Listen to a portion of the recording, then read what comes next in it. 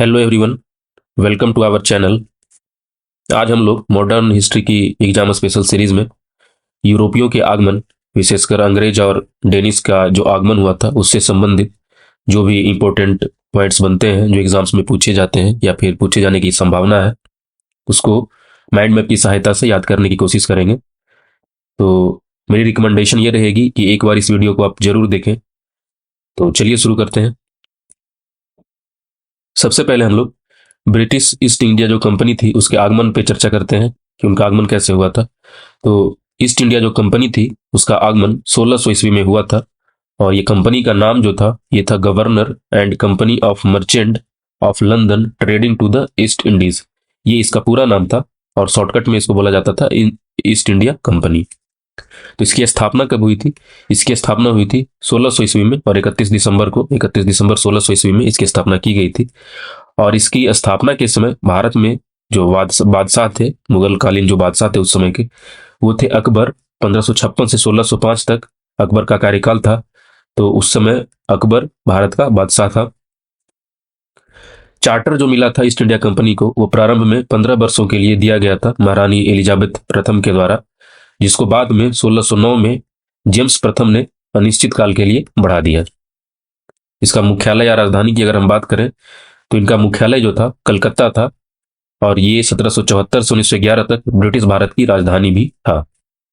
इनका जो अंतिम प्रस्थान था तो 1947 में ये भारत छोड़कर चले गए थे। हालांकि कंपनी का शासन 1858 तक ही था। नेक्स्ट हम लोग मूव करते हैं कि अंग्रेजों का प्रारंभिक आगमन और व्यापार, इससे संबंधित जो पॉइंट्स बनते हैं उनको देखते हैं। तो स्थल मार्ग के द्वारा सबसे पहले अगर हम देखते हैं तो 1593 में लिवेंट कंपनी को व्यापार का अधिकार पत्र दिया गया था, और 1599 में जॉन मिल्डन हॉल स्थल मार्ग से भारत आया था। तो स्थल मार्ग से जो पहला अंग्रेज जो भारत आया था वो था जॉन मिल्डन हॉल। ये आया था व्यापार करने के लिए। नेक्स्ट हम लोग देखते हैं 1608 में उसके बाद कैप्टन हॉकिंस भारत आया, और ये हेक्टर नामक जहाज था, उसका कप्तान बनकर इंडिया आया था, भारत आया था। और जहांगीर से सूरत में फैक्ट्री की अनुमति इसने प्राप्त की। इसको इंग्लिश खां की उपाधि जहांगीर द्वारा दी गई थी। तो यहां से क्वेश्चन ये पूछे जा सकते हैं कि इंग्लिश खां की उपाधि किसको दी गई थी? तो इंग्लिश खां की उपाधि कैप्टन हॉकिंस को दी गई थी जहांगीर के द्वारा, और जहांगीर ने ही सूरत में फैक्ट्री खोलने की भी अनुमति दी थी कैप्टन हॉकिंस को। नेक्स्ट हम लोग देखते हैं कि कैप्टन मिडल्टन ये 1611 ईस्वी में भारत आया, और ये जहांगीर से व्यापार की अनुमति इसने प्राप्त की।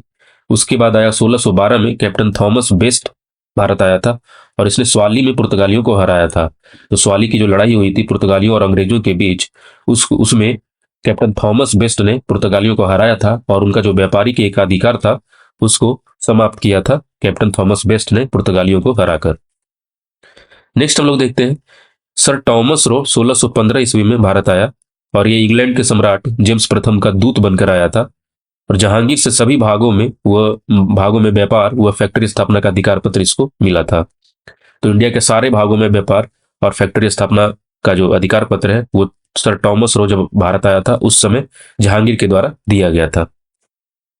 अब इनकी फैक्ट्रियों की अगर हम बात करते हैं तो 1611 में मसूलीपट्टनम में अंग्रेजों के द्वारा अस्थायी कोठी या फैक्ट्री खोली गई थी। 1613 में सूरत में अस्थायी फैक्ट्री की अनुमति मिली थी। तो अस्थायी फैक्ट्री जो खुली थी सूरत में वो 1613 में खुली थी। 1623 तक आते आते बहुत सारी फैक्ट्रियां इनकी खुल गई थी। सूरत में, आगरा में, अहमदाबाद में, मछलीपट्टनम में, भड़ौच में फैक्ट्रियां इनकी खुली थी। और सूरत जो था प्रारंभ में वेस्टर्न प्रेसिडेंसी का जो हेडक्वार्टर था वो सूरत में था, लेकिन इसको बाद में बंबई स्थानांतरित कर दिया गया। नेक्स्ट हम लोग देखते हैं कि इनका प्रादेशिक और प्रशासनिक विस्तार कैसा था, तो इसको डिस्कस करते हैं।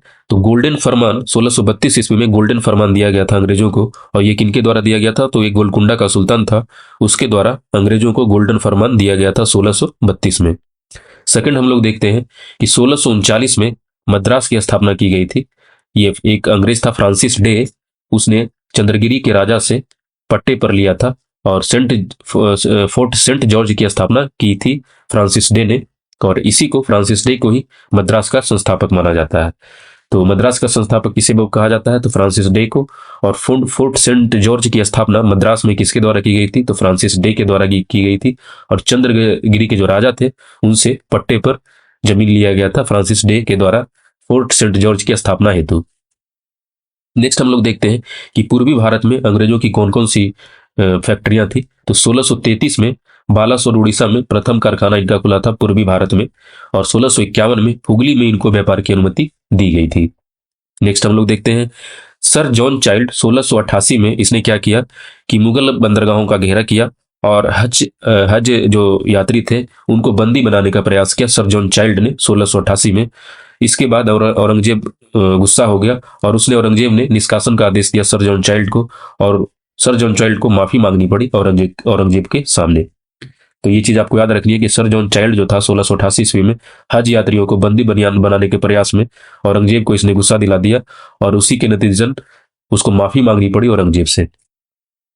नेक्स्ट हम लोग देखते हैं 1668 में बॉम्बे को कंपनी को ब्रिटिश सरकार से बॉम्बे प्राप्त हुआ था 1668 में।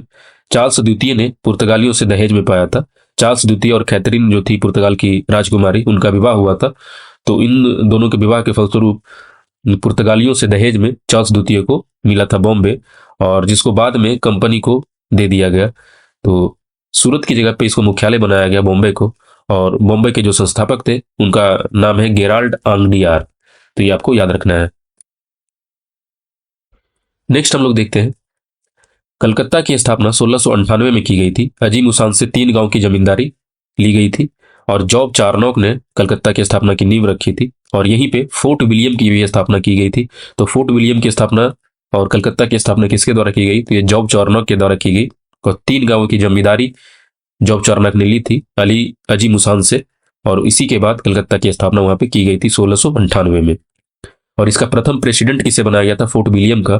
तो यह था चार्ल्स आयर, और 1700 ईस्वी में कलकत्ता को पहला प्रेसिडेंसी नगर घोषित किया गया था। नेक्स्ट हम लोग देखते हैं फर्रुखसियर का फरमान। 1717 में फर्रुखसियर ने एक फरमान दिया था, तो उसकी चर्चा हम लोग करते हैं। फर्रुखसियर बीमार था तो डॉक्टर विलियम हैमिल्टन ने फर्रुखसियर का इलाज किया था, और इसी के फलस्वरूप जो कंपनी बंगाल में 3000 रुपये वार्षिक कर पर निःशुल्क व्यापार का जो आदेश था वो फर्रुखसियर ने दिया था। इसी को फर्रुखसियर का फरमान कहा जाता है। और बंबई के सिक्के पूरे मुगल राज्य में मान्य होंगे, ये भी सुविधा फर्रुखसियर ने अंग्रेजों को दी थी। तो महाधिकार पत्र या मैग्ना कार्टा किसने दिया था और किसको दिया था? तो महाधिकार पत्र या मैग्ना कार्टा फर्रुखसियर ने दिया था अंग्रेजों को, और 3000 रुपये वार्षिक कर पर निःशुल्क व्यापार का आदेश दिया गया था बंगाल में। ये जो डॉक्टर जो आया था इलाज करने के लिए फर्रुखसियर को, उसका नेतृत्व किसका शिष्टमंडल का जो प्रमुख था वो कौन कर रहा था? तो वो जॉन सरमन था। उसने इसका जो शिष्टमंडल का जो प्रमुख था वो जॉन सरमन था, और इसी में जो विलियम हैमिल्टन जो डॉक्टर थे वो फर्रुखसियर का उसने इलाज किया था। अब इसकी सफलता के कारणों की हम अगर चर्चा करें, अंग्रेजों की सफलता के कारण, तो ये निजी कंपनी थी और इस पर सरकारी नियंत्रण बहुत कम था, और इसकी जो श्रेष्ठ जो थी नौसेना उस समय की सबसे श्रेष्ठ अंग्रेजों के पास ही थी, और इनके पास कुशल सैन्य कमांडर भी थे जैसे आयरकूट, रॉबर्ट क्लाइव। तो इन्हीं सब कारणों के चलते अंग्रेज सफल हुए। नेक्स्ट हम लोग देखते हैं डेनिसों का आगमन। जो डेनिस थे इनका आगमन 1616 ईस्वी में इंडिया में हुआ, और ये डेनमार्क से आए थे और अंग्रेजों के बाद भारत आए थे ये। तो इनकी कंपनी का नाम अगर हम देखते हैं तो कंपनी का नाम इनका था डेन ईस्ट इंडिया कंपनी, और इसकी स्थापना हुई थी 1616 ईस्वी में। इनका प्रमुख केंद्र जो था ट्रैंकोनबार, श्री रामपुर, बंगाल, इन सब जगहों पे इनका जो था प्रमुख केंद्र था। इनका प्रमुख उद्देश्य था वाणिज्यिक या राजनीतिक महत्वाकांक्षाओं के बजाय मिशनरी गतिविधियों पर इनका ध्यान केंद्रित था। मतलब इनका ध्यान जो था मिशनरी गतिविधियों पर ज्यादा था। इनकी कोई ज्यादा वाणिज्यिक और राजनीतिक महत्वाकांक्षा, पॉलिटिकल एम्बिशंस नहीं था। इनका प्रस्थान जो हुआ था 1745 से 1845 तक, ये अपनी सारी फैक्ट्री अंग्रेजों को बेचकर चले गए। तो इसी के साथ ये वीडियो समाप्त होती है। अगर आपको हमारी वीडियो पसंद आती है तो कृपया हमारे वीडियोस को लाइक करें और ज़्यादा से ज़्यादा लोगों तक शेयर करें, और हमारे चैनल को सब्सक्राइब करना नहीं भूलें। तो मिलते हैं नेक्स्ट वीडियो में, तब तक के लिए बहुत बहुत धन्यवाद।